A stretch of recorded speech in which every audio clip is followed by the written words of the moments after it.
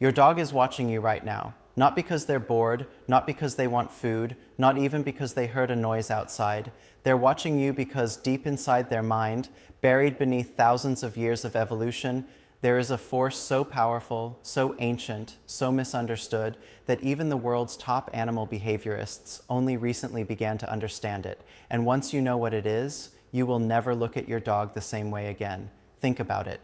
You move to the kitchen, your dog follows.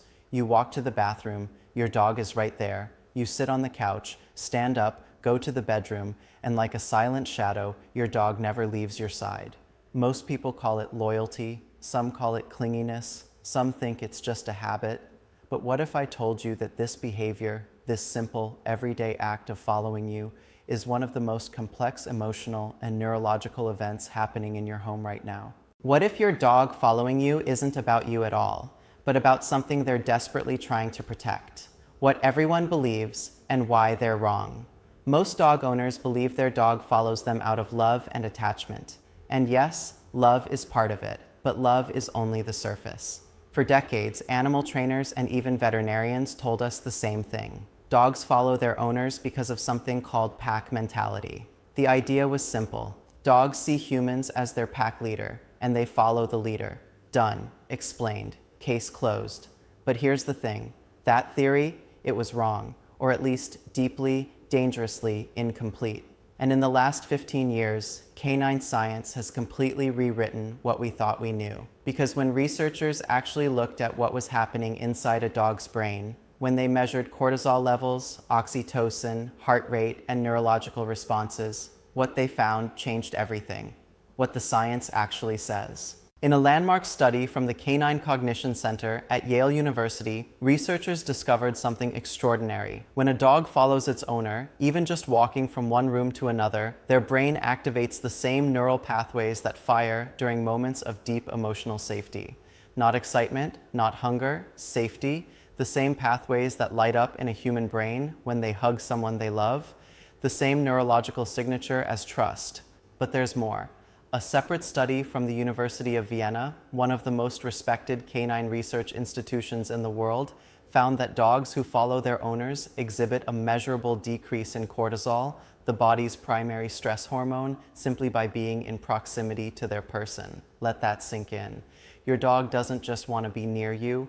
Being near you literally changes their biology. It calms their nervous system. It lowers their stress. It regulates their heartbeat.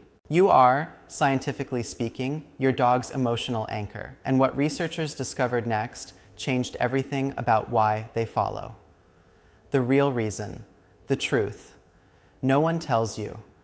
Here is the truth that most dog owners never hear. Your dog doesn't follow you because they think you're the leader. Your dog follows you because, to them, you are the world, not a person, not a companion. The world. Dogs, unlike almost any other domesticated animal on Earth, have evolved over 15,000 years to form what scientists now call a hyper-attachment bond with humans. This isn't like the bond between two dogs. It isn't even like the bond between a mother dog and her puppies. It is something entirely unique to the human-dog relationship, something that doesn't exist anywhere else in nature. Here's what this means. Your dog's brain has been literally rewired over thousands of generations to orient toward you, to seek you, to use you as a compass for reality. When your dog doesn't know where you are, their world becomes unstable, uncertain, even frightening. But the moment they see you, the moment they can hear your footsteps, smell your scent, feel the warmth of your presence, everything becomes okay again. You are not just their owner, you are their home. But that's not the strangest part, because what happens in your dog's brain when you leave, when they watch you walk out that door, that answer is something very few people are prepared for.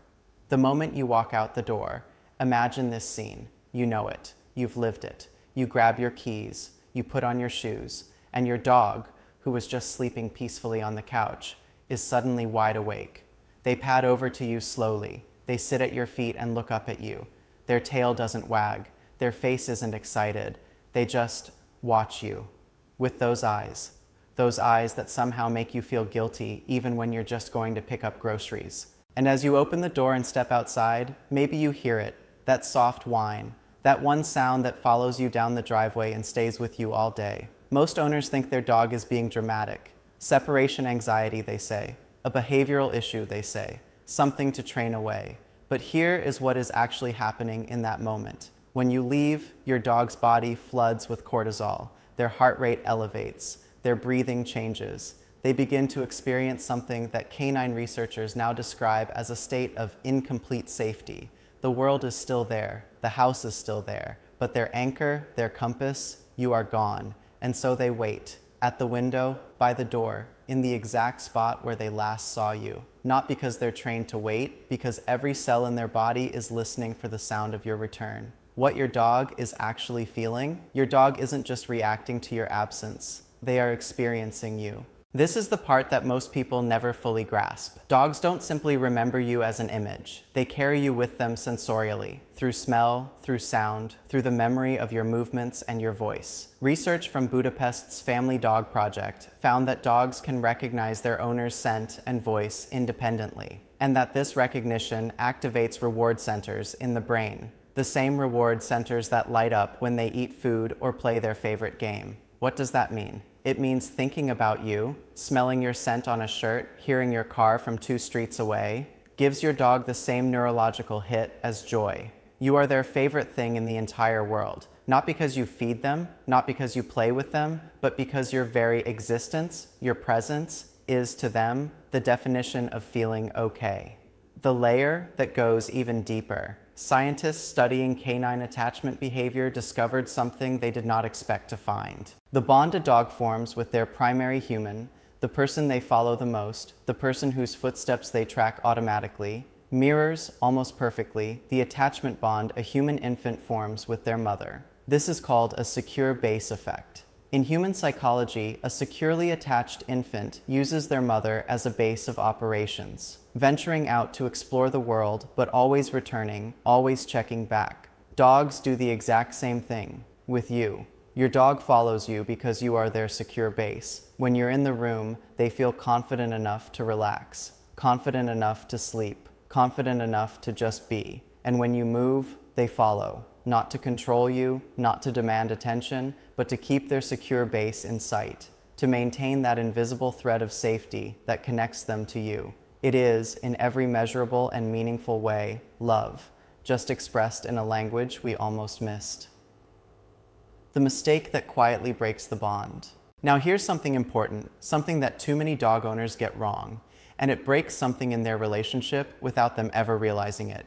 Because now that you understand why your dog follows you, consider what happens when we misinterpret it, when we shoo them away, when we scold them for following, when we label it as clingy, as annoying, as a behavioral flaw to be corrected.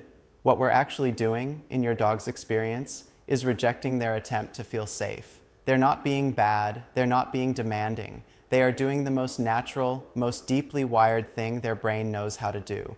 Seeking proximity to the thing that makes their world feel stable and whole. And when we reject that repeatedly, studies show it doesn't just confuse them, it erodes trust, it weakens that secure attachment bond. Over time, it can create the very anxiety and instability we were trying to avoid. You don't have to let your dog follow you every second of every day. But understanding why they do it changes how you respond.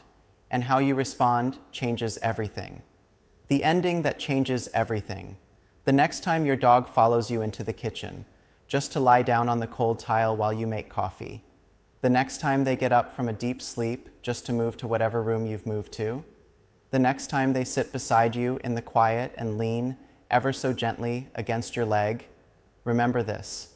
They are not just a pet in a house. They are a living creature who chose you, whose entire nervous system reorganized itself around your presence, who has loved you in a language older than words. You are their safe place, their anchor, their home. And every single time they follow you, that's them saying the only thing they know how to say. I am okay because you are here. Does your dog do this? Do they follow you from room to room, lie at your feet, or wait by the door when you leave?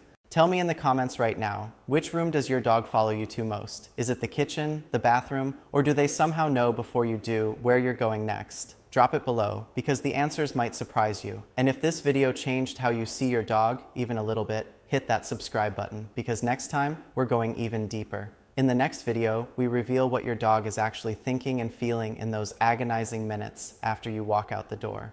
The neuroscience of dog grief and separation is something no one is talking about, and it will completely change how you say goodbye. I'll see you there, and until then, give your dog a little extra time today. They've been waiting.